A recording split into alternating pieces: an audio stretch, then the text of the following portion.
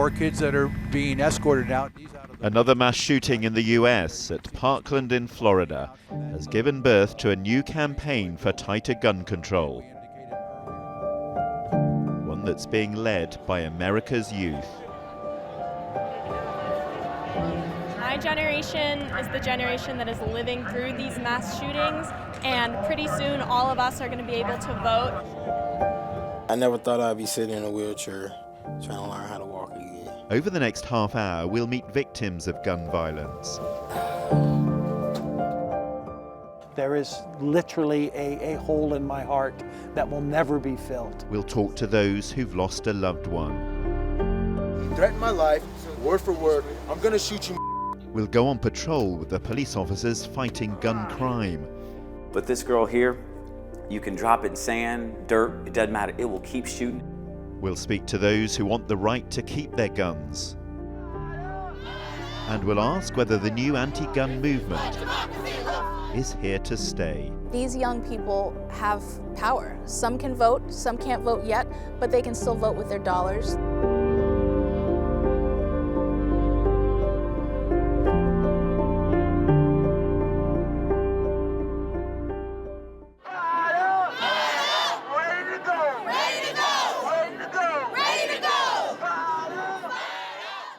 Marching for their lives. Ready to go!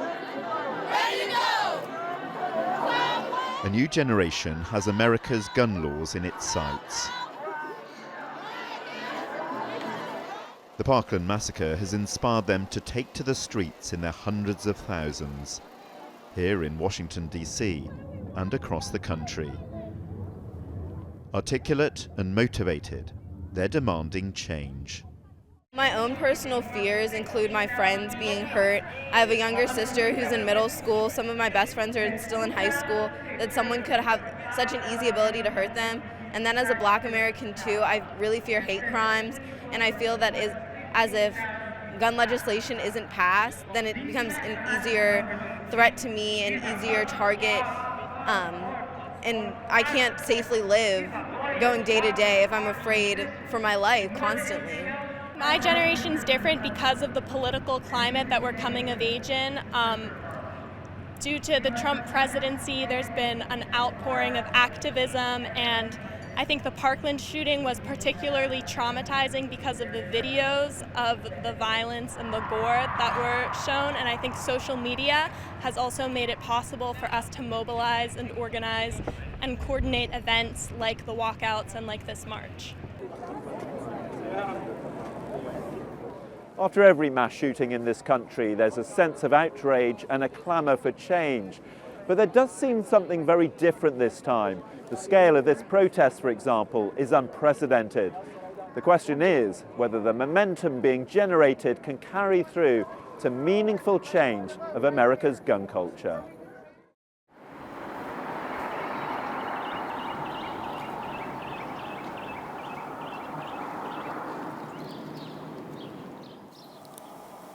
I went to my mother's house to do laundry, and I had my 1-year-old daughter with me. I heard the gunshots, and I really wasn't worried about it because where I'm from, they shoot all the time. But the gunshots sound pretty close to my mom's back door. So I moved my daughter out the way, and when I bent down to pick the laundry basket up, and when I lift up, a stray bullet went through the back door into my neck. I laid there for about 15 minutes. My mother was gone to the store, and I lost a lot of blood. My daughter was crawling in the blood. And I waited till my mom came and found me. Tamara is just one of more than 60,000 Americans injured by guns every year.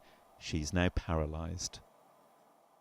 And I have to explain to my children that I can't walk.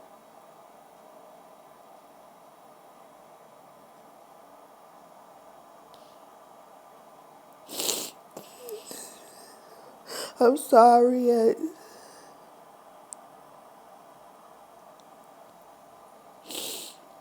I mean, my mom, my family, everybody just so hurt by this situation. I'm very angry. Because I didn't have nothing to do with what went on out there. I have nothing to do with it. Sometimes I blame myself, like, why I didn't move out the way, or, when I heard the gunshots, why I didn't, back away. Sometimes I do blame myself, but...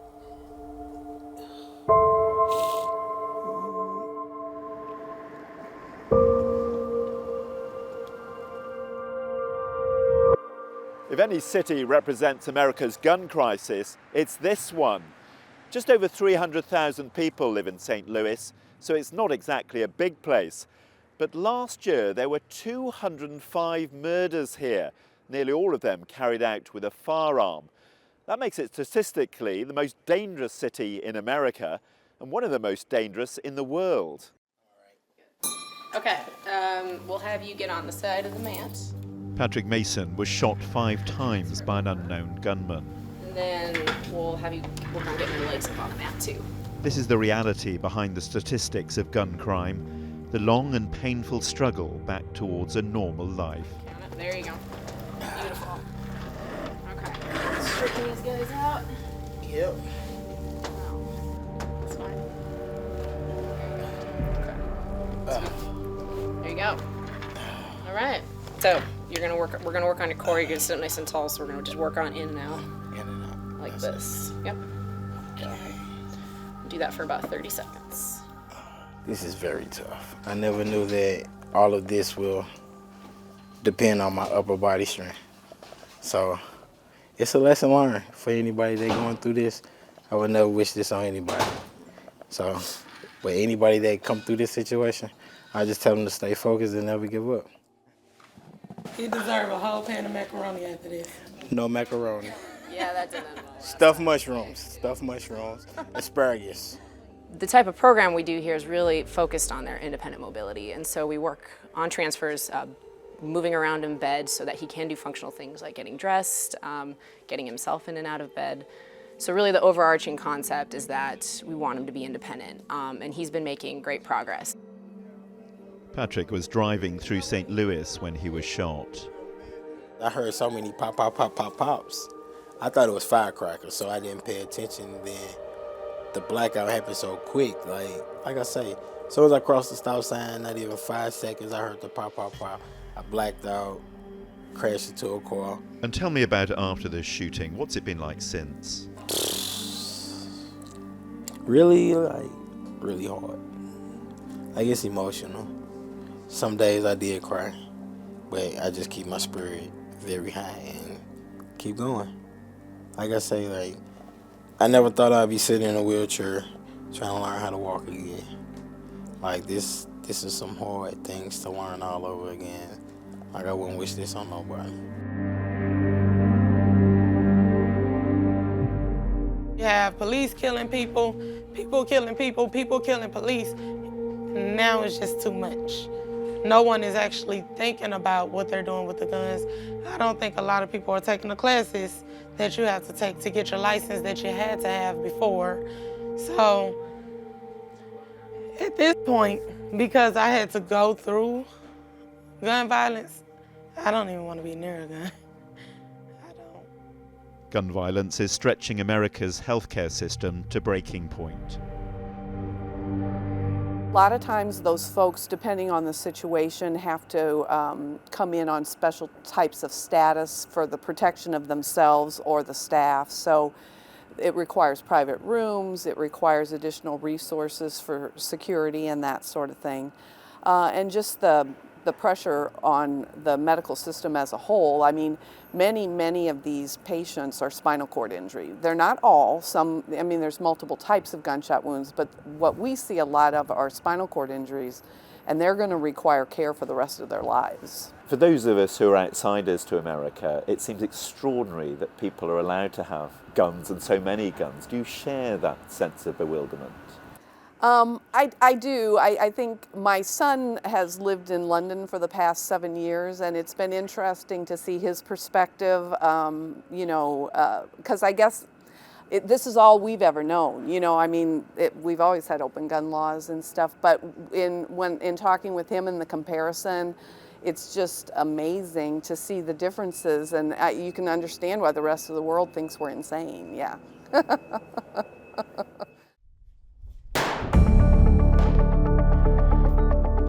But many Americans remain wedded to their firearms. In a population of 325 million, there are an estimated 300 million guns in circulation. Dwayne Bess keeps 13 at his home. So first and foremost, I've actually my conceal and carry for personal protection for myself and my family. It's a 6 Sauer P338. And I also have, for my recreational use, my KSG. This is a very fun recreational toy. It actually has 14 shells on each side, and it's one of the more fun shotguns that I enjoy to shoot.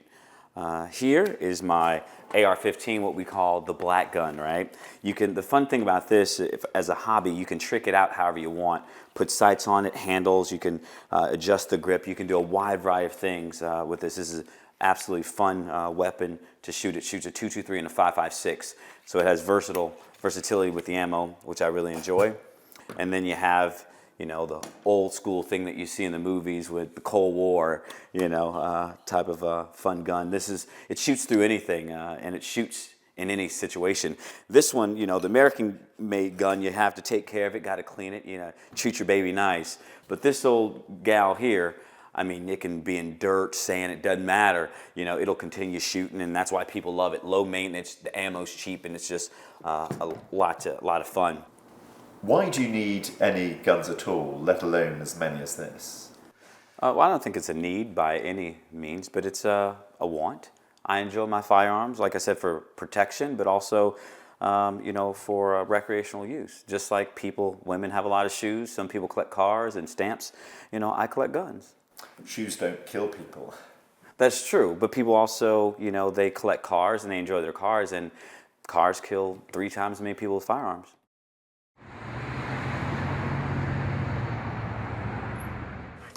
All right, so we're good to go.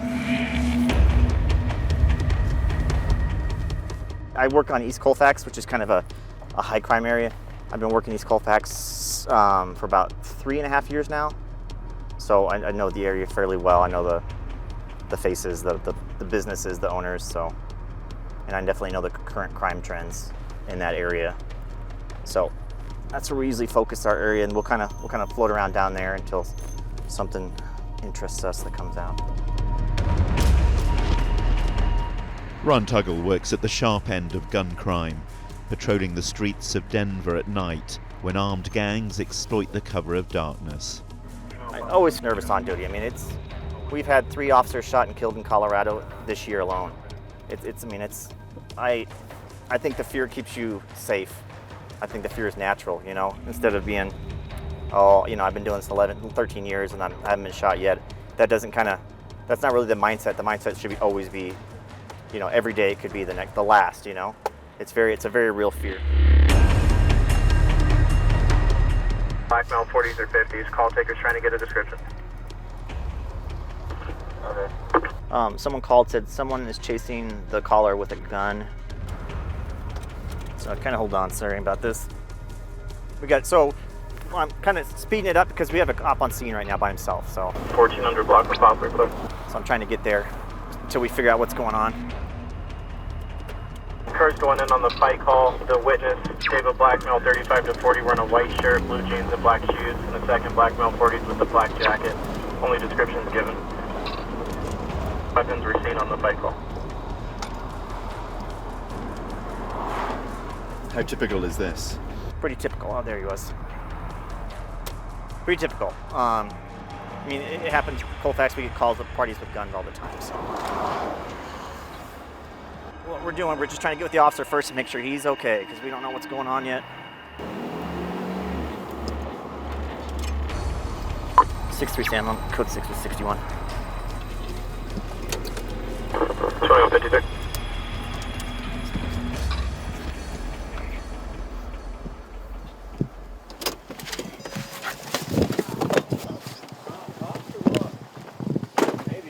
Hey, go record the crazy guy at Buffalo Wings and things over here on East Colfax, 8208. They're crazy. I went in there and asked why they didn't have soap in their bathroom and questioned the hygiene, the cleanliness of the building.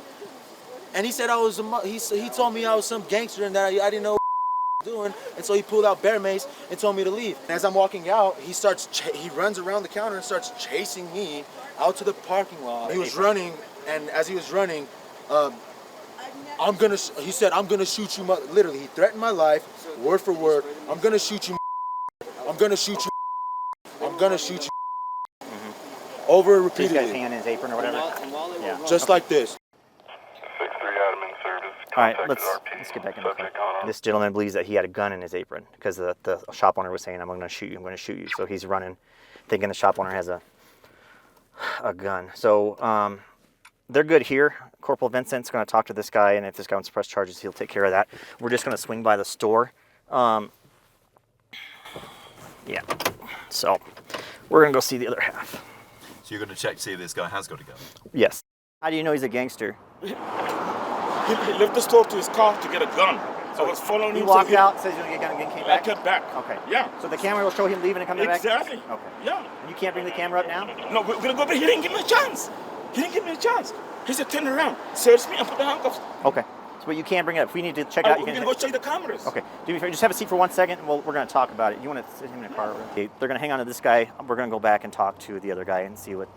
And you have to take the claim that there's guns involved seriously. Always take the gun. I mean, that's why we came, because we heard gun on the air. Well, this sort of seen as a reminder that there may be this huge debate over gun ownership and changing the law, but many guns are illegally held anyway. Jermaine Andre isn't allowed to own a gun at all anymore. These days he's a personal trainer and life coach, but when he was younger he was jailed for armed robbery, ending his love affair with firearms. My parents hated guns, so I was not allowed to be around them, but my uncles loved guns, and they had tons of them. And I'm talking Uzis, they had all the Scarface gangster guns. So I started learning about guns in the wrong way. Nobody took me out and taught me. So of course, when I turned 15, 16, in St. Louis, you can acquire whatever you want. And guns started coming my way. You know, I started with a .22 pistol, then it moved up to a shotgun, and eventually I had all the guns I wanted. Now, I wasn't a criminal or anything like that at that time. I just loved guns. I like to take them apart, put them together, shoot cans, just do stuff like that. And that's what started me with them. But when a friend successfully carried out a robbery, he saw a way of solving his own money problems. So of course, when he came busting into my house, with the money and a ski mask, and we saw $3-4 grand sitting on the table, like, well, that could pay all our bills. I'm from St. Louis. I'm from the gangster city. How am I gonna let this hillbilly, do this? And I'm looking at my woman sitting here, and I'm like, we're about to be homeless. I have to do something. So then that's when we decided to pull the armed robbery up in Wyoming. In a sense, you're a victim of guns because you ended up in prison for having one. What's your attitude towards guns now? I still love guns. Of course, I don't deal with them right now. I'm more into the swords and the knives, which are more the martial art type weapons. But I think, I think personally, if you ask me about the gun issue in America, it's horrible. The irresponsibility, the fact that people think that's the answer, the way to answer problems. Of course, criminals are going to use them because it's power. It makes them stronger, it makes things easier, it makes things faster for them to do. But I think America is just too deep. We're buried too deep to be trying to get rid of our guns.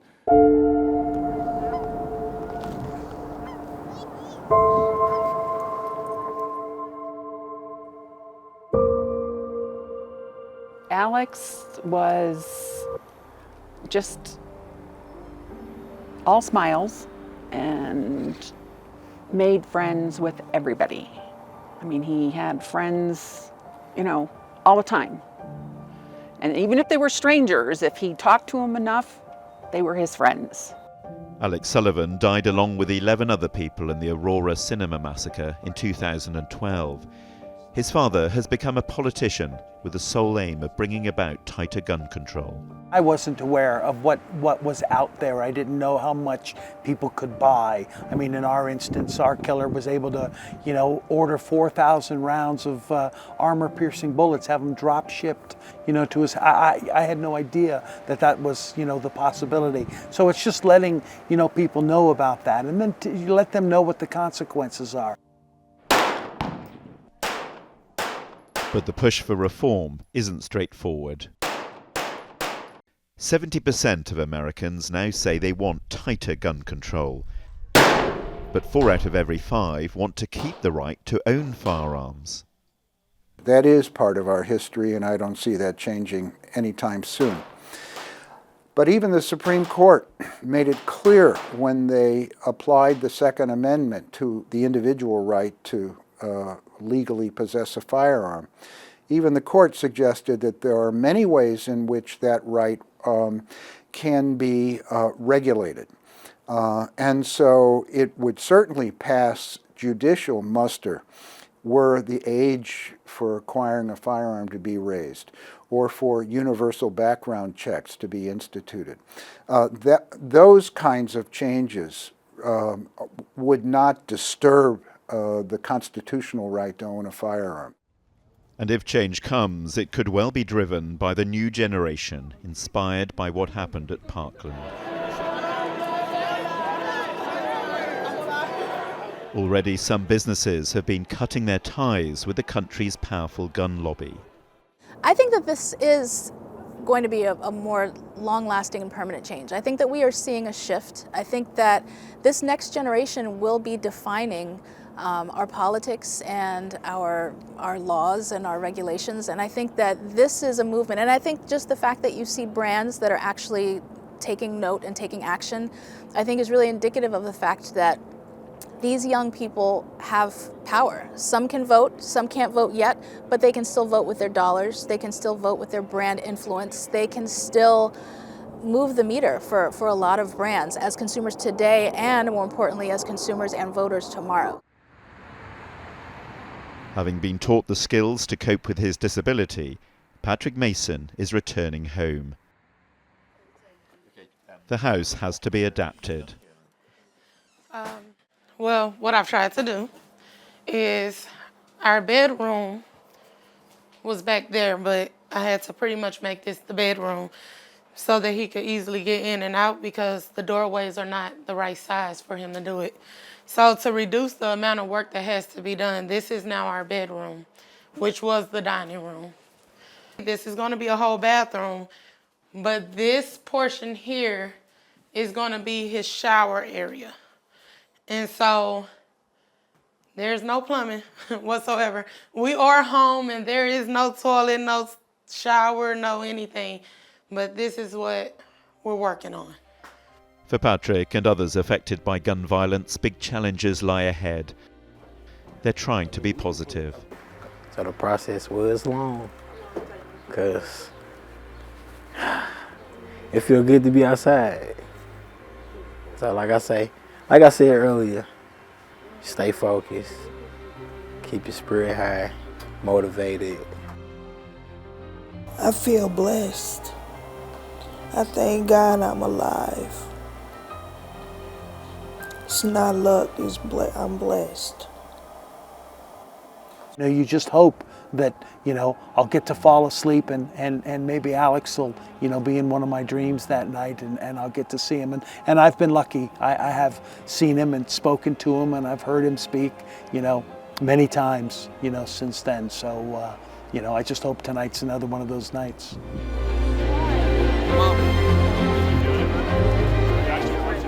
America's new generation believes if it gets its way, there'll be fewer victims of gun violence in the first place.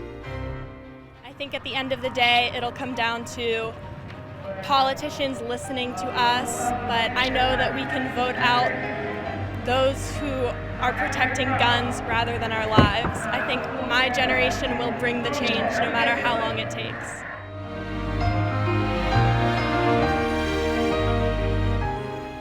So America's gun debate has been reinvigorated, perhaps with a greater intensity than ever before. But this country is particularly polarized at the moment. and any attempt at meaningful change will be fiercely resisted.